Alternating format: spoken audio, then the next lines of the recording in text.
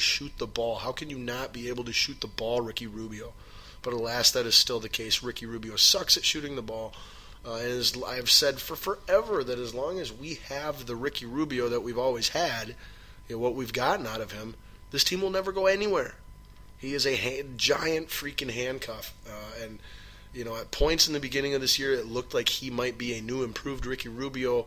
But alas, we were wrong. He is still the same Ricky Rubio that he has always been and will always be. And he's got to go. Jeez Louise. The other issue would be our coaching situation. Sam Mitchell just doesn't have a clue on how to develop these young players. He doesn't have a clue on what lineups to use and not use. He treats the substitutions on this team like he's a hockey coach making line changes. It's basketball. You sub in one guy at a time, maybe two tops. Like, come on, dude. He's clueless. And then to make it even worse, after last night's heartbreaking overtime loss, he comes out and basically throws the media and the fans under the bus. And I'm proud of these guys. I see these guys improving and doing all the little things that you guys don't see. You just watch it on the cameras, and you don't know what I know, and you don't see what I see. And I know and see the little things, and you guys are too dumb and too uninformed, to know that we're getting better and this team's good. It's like, what are you talking about? Like, nobody really seems to be improving from a player standpoint. Towns is what we thought he was. Wiggins is what he's always been. Like, nobody's getting any better. Nobody's really getting any worse. Everybody is who they are. And this team is talented enough to win a lot more games than it is. We're talented enough to get double-digit leads every other game we freaking play. But we're not coached good enough to keep these leads and close out these games. It's just plain and simple. And then for him to basically throw everyone else under the bus and say, you're all wrong, I'm doing a great job, and this team is where it's supposed to be. Like, give me a freaking break. I'm offended as a Minnesota Timberwolves fan. Not just because you think I don't know anything, but because I've paid money for years to support this team along with many other Minnesotans. And to consistently lose and lose and lose and just say, well, no, that's what we're supposed to be doing. This is a good thing. We're learning and growing and improving. But then the results stay the same. What are you basing that off of, and how are we wrong? This is just a guy who can't take any accountability for his own shortcomings and failures and is in full-on panic mode. Pass the buck, don't fire me. Please don't anybody figure out that I'm the reason we suck. But that is the case, Sam Mitchell, and we are all figuring it out. It's you and Ricky Rubio, and that's really the vast majority of it. Don't get me wrong. There are other things to improve yet, too, but, man, that would fix about 85% of the T-Wolves' problems, having a different, better, real coach other than Sam Mitchell and having a different, better, real point guard other than Ricky Rubio. So there is your T-Wolves talk / balls dribble. And we are, let's see, all we got left for quickies is tennis. The Australian Open is currently underway. The Aussie Open, started January 17th. I believe we're in the second round right now. I have not seen anything come across my news feeds or my TV screens or anything like that suggesting that any of the top seeds like Federer or Djokovic or Serena or, names that you actually know have been upset yet. However, I'm sure there has likely been, a 10 seed or something like that, that more hardcore tennis fans would be familiar with that I'm not, that has been upset. But that tournament will still be going on next week, so we will get you more caught up on it then as we'll be closer to, the rounds and matchups that people care about more.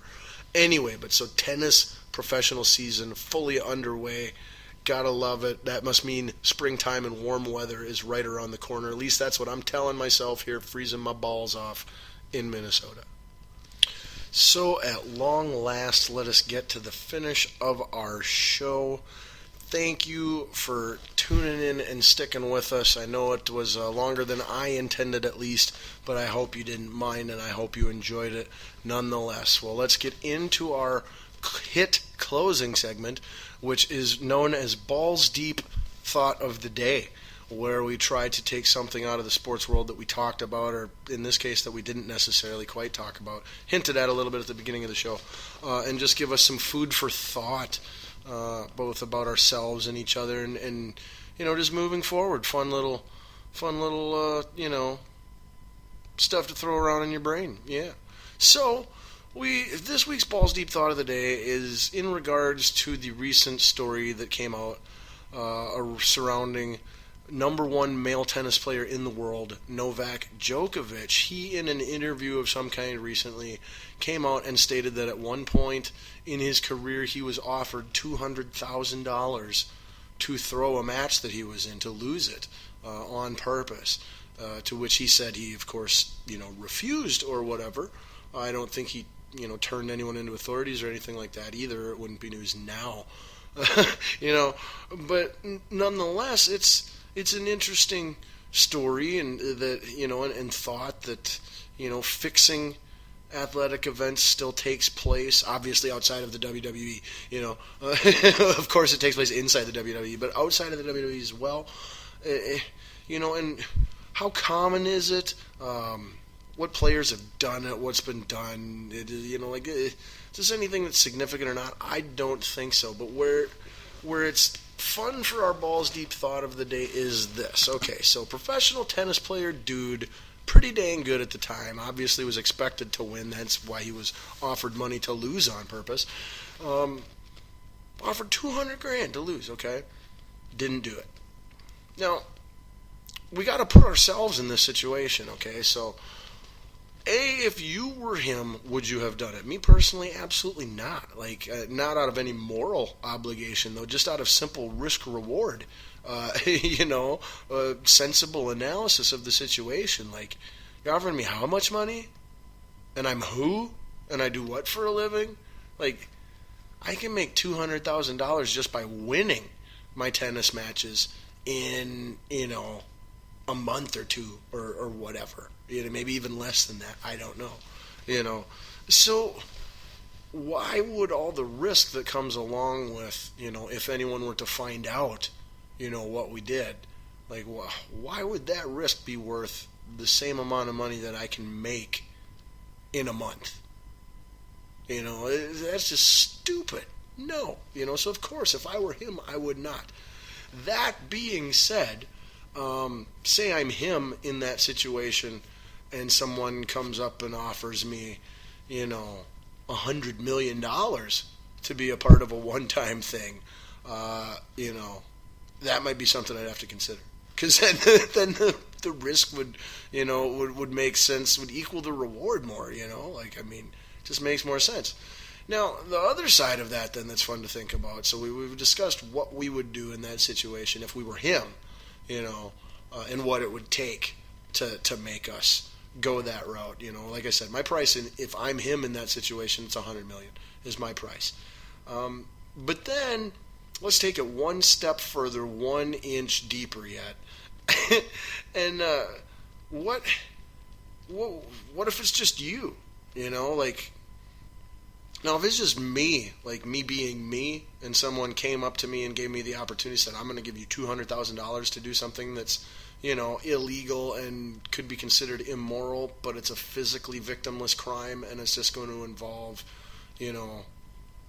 money, but no one is intentionally getting singled out and getting screwed over. Anyone who loses on it is going to lose by chance, but people who are going to win, some of those are going to win, by cheating. Boy, I don't know. What do you got on you? What do I have to do, and how much is in your pocket?